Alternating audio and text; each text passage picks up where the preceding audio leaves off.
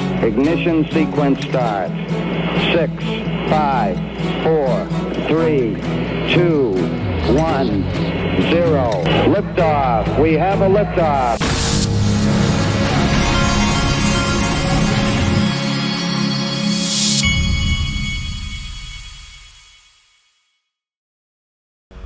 Hey everybody, this is the Digital Asset Investor, and Zero Hedge is going to do a live debate tomorrow called The Fate of the US Dollar, and there was this little write-up on it, and it shows you the chart here. The reserve currency status does not last forever. It's talking about the different countries that had the world reserve currency status, and if you go here, you're going to see Jim Rickards is going to be one of the guys, but they're going to have these guys on a panel. I think it's going to be on X, and it's also going to be on Zero Hedge's website live tomorrow at 7 p.m. All this world reserve currency talk for the U.S. dollar, it's not a coincidence that you're seeing we're heading into the Bitcoin halving and all of that hype and the ETFs and all of that. Okay, none of this is a coincidence. So I want you to watch what this Lark Davis guy says here. He's total Bitcoin maxi. Listen to what he says. And why do I say that? Well, it's quite... Let me back it up. The next 692 days are going to completely change your life if you are paying attention right now. And why do I say that? Well, it's quite simple. If we look at all the way markets have worked previously in the cryptocurrency markets, as well as broader markets, because really cryptocurrency markets are connected to broader liquidity cycles and broader economic movements. But okay, you basically have 692 days, give or take a few weeks, to position yourself and then get the heck out of the market. Here's the basic thesis. 2024, your last chance to buy. 2025, you better start selling. 2026, new Great Depression. Now you have the choice to make. You can either not sell in 2025, ride things down into the new Great Depression, sit around in Reddit chat rooms or Discord groups, hanging out with some other guys who have tokens that are down 99.99% and talking about being a member of the community, man. Or you can sail away on your yacht with your hot wife and your beautiful kids into the Caribbean and enjoy while the rest of the world burns. This is your choice. This is your choice. Do not screw this up. Most people are going to screw it up, unfortunately. Most people, here's the reality. Here's what happens, okay? And if you're watching this video, I hope that you're going to be the exception, not the rule here, okay? But here's what happens. The vast majority of people, they will come into the market at the peak only. It's player versus player market here, guys, okay? It's not kumbaya. It's not good times. Everyone's going to make it out together. There's no orderly exit from the market where everybody this way, it's time to sell and make a life-changing money. No. It doesn't work like that. It's brutal. It's cutthroat. This is the industry. This is markets. This is financial markets, okay? Everybody try and take each other's money. That's how it works, okay? Take any rose-tinted glasses off. Remove the illusions in your head that it's all about, get through it together, guys. No, you've got to watch out for your own, okay? And in 2025, when the time comes to sell, you better start selling. Otherwise, you ride your bags down. You have to... Okay, so he's talking about Bitcoin and the halving and the lead up to that.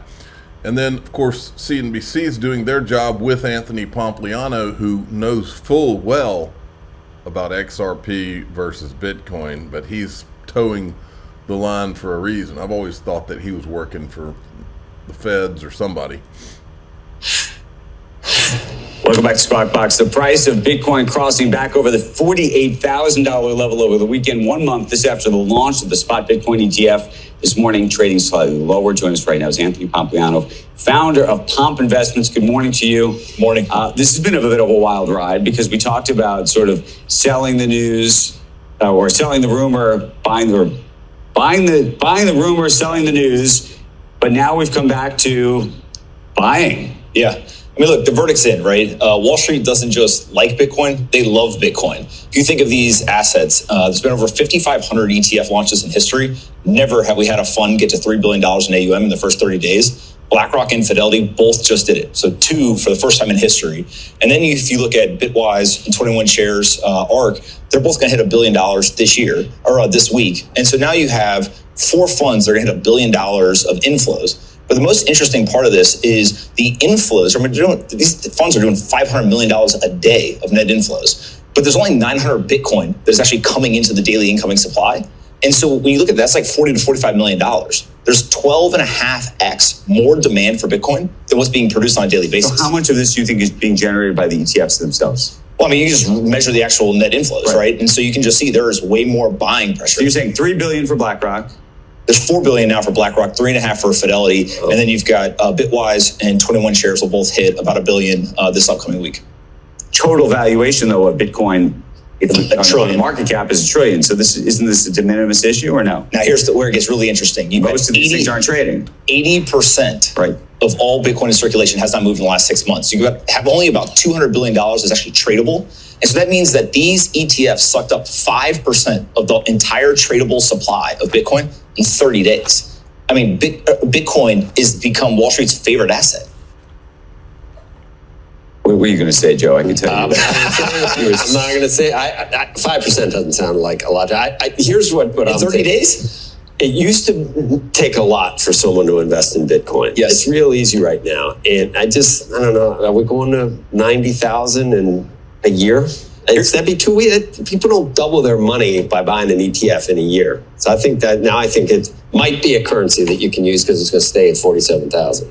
Well, look, the world is changing for sure. I mean, last year, the NASDAQ was up 50%, right? And so there's definitely these big moves that happen in the traditional markets. Bitcoin, obviously, is that on steroids. But the other thing that's now starting to happen, Fidelity just came out. They've got a fund. It's an all-in-one fund out in Canada. And they're going to put 1 to 3% of that fund into the Bitcoin ETF. And so what you're going to start seeing is not just direct inflows into the Bitcoin ETFs. You're going to start seeing them putting Bitcoin into all of their funds because it, from a risk-reward standpoint, drastically improves the performance of these portfolios. And they're going to start to realize if I'm lagging indicators, if I'm lagging performance, if I put a little bit of Bitcoin, 1 to 3% into this portfolio, it's going to enhance their return.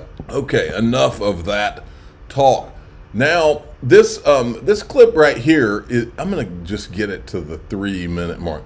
These guys are trying to, at the first part of it, they're trying to act like gold is this old relic and it's now all about Bitcoin. But they start to talk some sense right here around the 3-minute mark. Which give you that torque, how much, why, and how?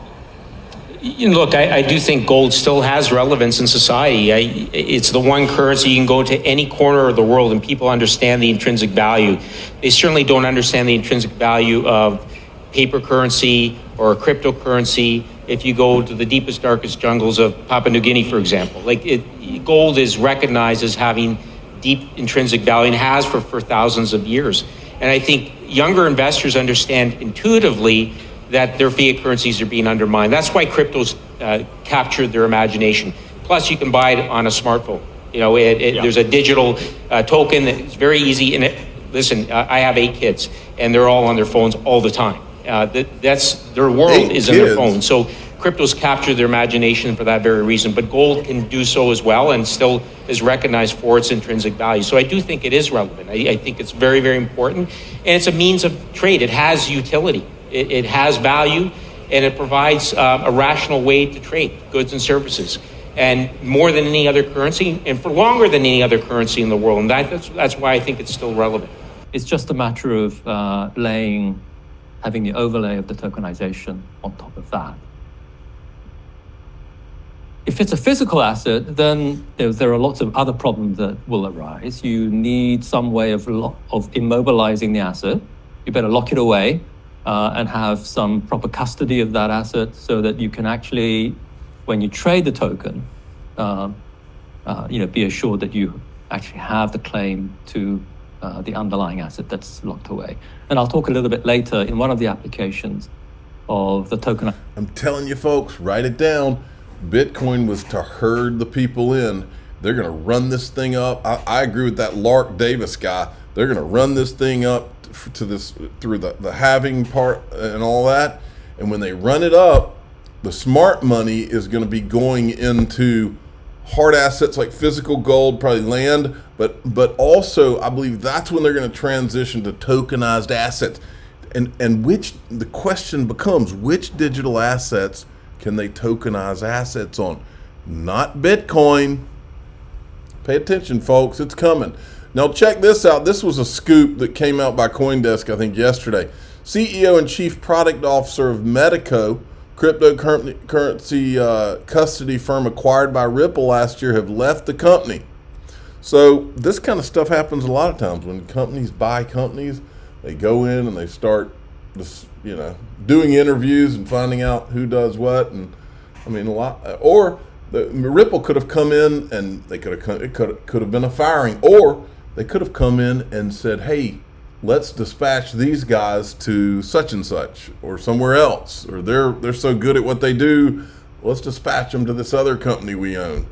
No telling what's happened here, but I'm not going to sit around and guess beyond saying that. Okay, check this out. This is World Government Summit 24 Dubai. So I'm sure the same with Bank of America. These are one of these guys is Standard Chartered, one's Bank of America. At Standard Chartered, we've invested massively in digitization technology. We own 13 different digital banks. We've got 2 of the fastest growing digital banks in the world. The technology is as good or better, I would say, but objectively, it seems to be as good as anybody's technology. And why shouldn't it be? We're spending a lot of money. We can attract great talent. We actually understand banking, and we know how to navigate regulatory challenges and obstacles. So where you don't have this agglomerating network effect, which of course was benefiting the big US tech companies, then innovation can happen at full pace. And in finance, it is. And we're obviously part of that. It's interesting because I speak with bank CEOs, of course yourself included. We've spoken a couple of times about this now. And the feedback that I get is that this is both a threat and an opportunity. Because when you look at the disruption that happens internally, particularly when it comes to banks plus AI, it's in customer service, it's in risk management, task automation, predictive analytics, even algorithmic trading. So at what point will we actually see a material return from either of your organizations with the implementation of some of these technologies? Are you doing it today? And if not, why not? Do you want to speak to that? I can sort of, yeah. So we absolutely are using it today. The technology infrastructure that underpins what we do at the scale that we both do it in and others is huge. And so, in the US, we have 70 million retail customers. We have an application called Erica. You can speak to Erica in your car and tell it to pay a bill. You can ask it what your balances are. You can tell it ask it when you last had an electricity bill from this supplier. So that has been happening. We didn't call it AI. It was some form of advanced machine learning. Now we want to supplement that. You can see where all this is going, and these guys are going to be into tokenization of assets. That's what they're going to be into. Now, I'm going to go into DAIXRP.com, and in there, I'm going to show you a few things that I noticed from the Super Bowl last night.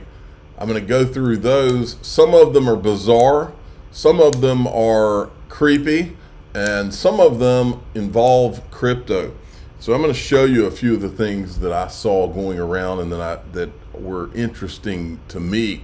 I'm the digital asset investor. I'm not an investment advisor. This is for entertainment purposes only. Please subscribe, hit the like button, tell your friends and family. Here we go.